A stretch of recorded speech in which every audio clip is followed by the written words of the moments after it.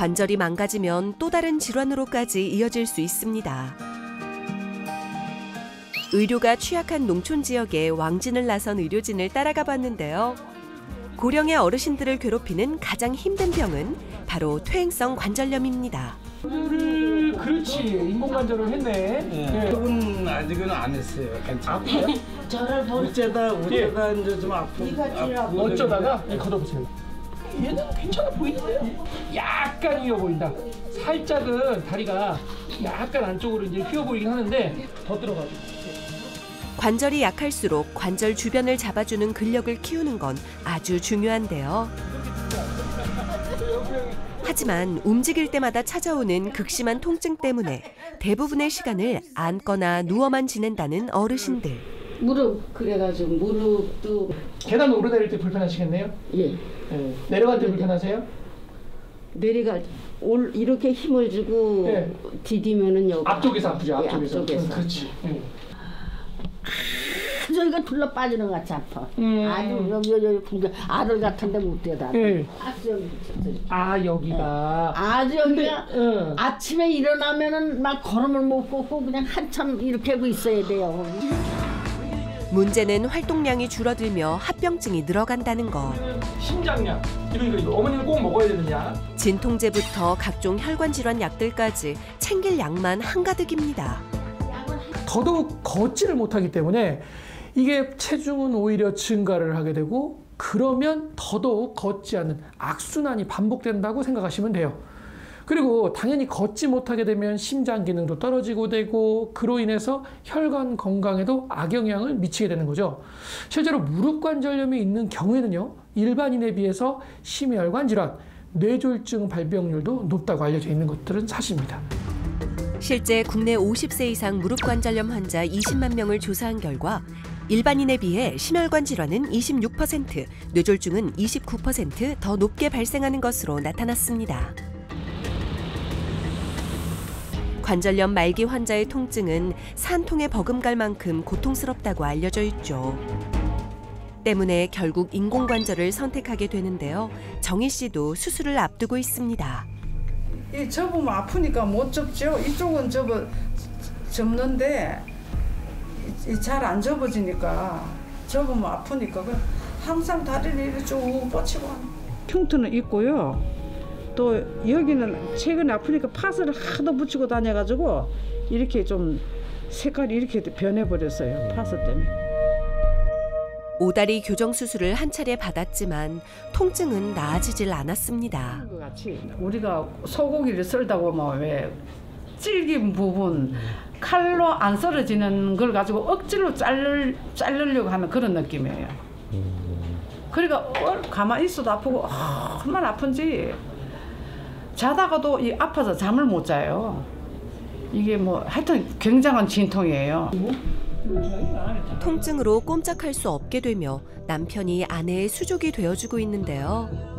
정희 씨는 인공관절 수술이 끝나면 가보고 싶은 곳이 참 많습니다. 가보고 싶은. 예, 가려고.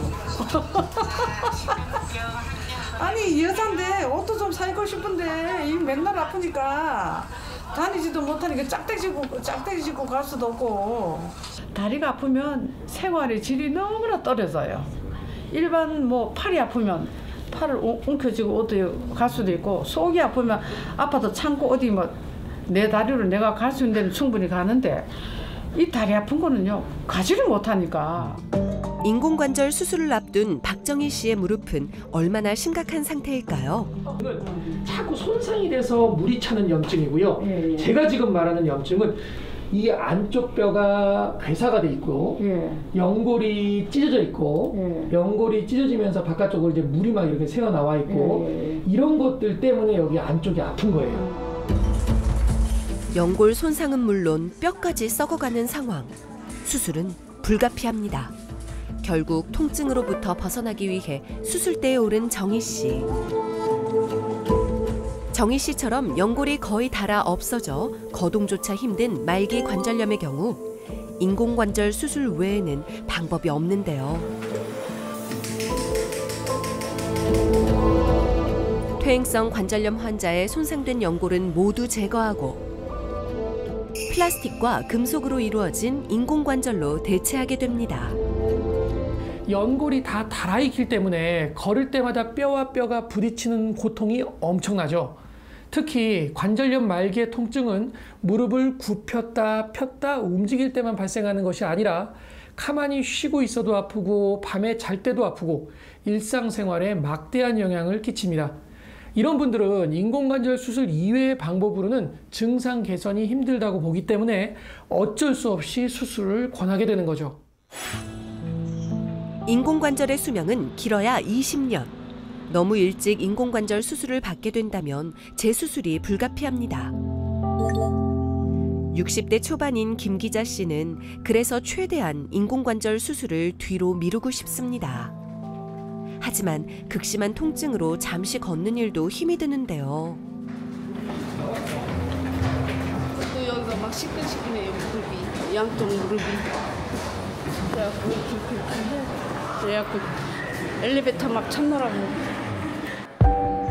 병원에 도착할 때까지 이렇게 가다 쉬다를 수차례 반복해야 합니다.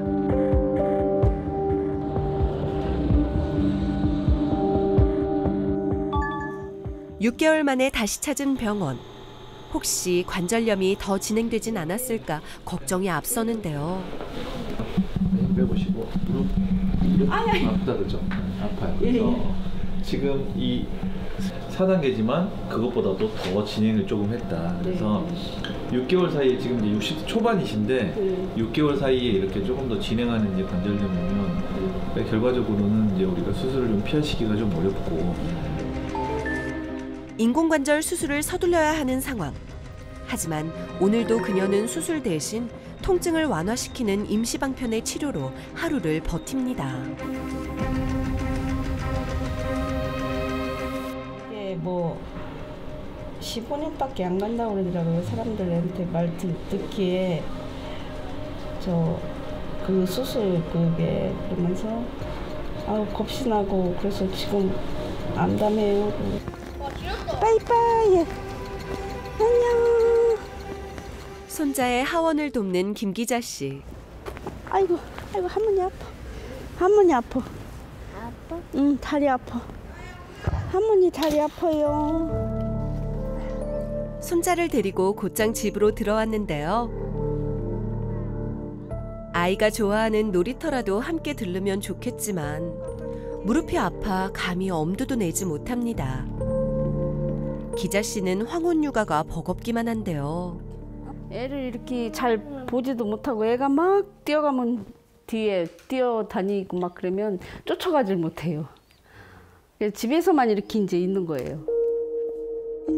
통증을 줄이기 위해 오랜 기간 소염 진통제를 복용해왔다는 기자 씨. 그로 인해 위장장애까지 찾아온 상황인데요. 이젠 진통제, 위장약까지 함께 복용하고 있습니다. 현재 그녀의 무릎 관절은 연골이 거의 닳아 없어진 상황. 관절의 뼈와 뼈가 맞닿아 움직일 때마다 극심한 통증을 느낄 수밖에 없는데요. 그럼에도 불구하고 그녀가 수술을 피하고 싶은 이유는 뭘까요?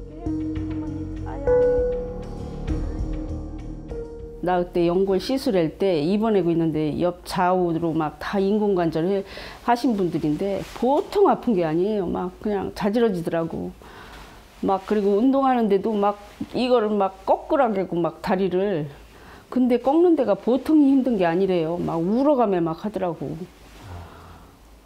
그래갖고 너무 무서워가지고 겁나서요. 제가 또 수술을 많이 해가지고 더욱더 겁나요. 문제는 수술을 미루는 동안 그녀의 체중이 급격하게 늘었다는 사실입니다. 통증 때문에 대부분의 시간을 앉아 지내다 보니 어느새 그녀는 고도비만 환자가 되었는데요. 비만은 관절염에 특히 치명적입니다. 기자 씨의 관절염이 6개월 만에 급속도로 나빠진 이유 역시 체중 탓이 큽니다. 살이 또 비만이라 너무 많이 쪄. 한 20kg는 쪘었어요. 그래갖고 그것도 무리가 되는 것 같더라고요, 관절에. 그래서도 그렇고 요즘에 조금씩 빼고 있어요, 살을. 국내 50세 이상 성인 110만 명을 분석해본 결과 일반인에 비해 비만이 있는 경우 28%, 복부 비만까지 함께 있는 경우 41%까지 관절염 위험이 높아지는 것으로 나타났습니다.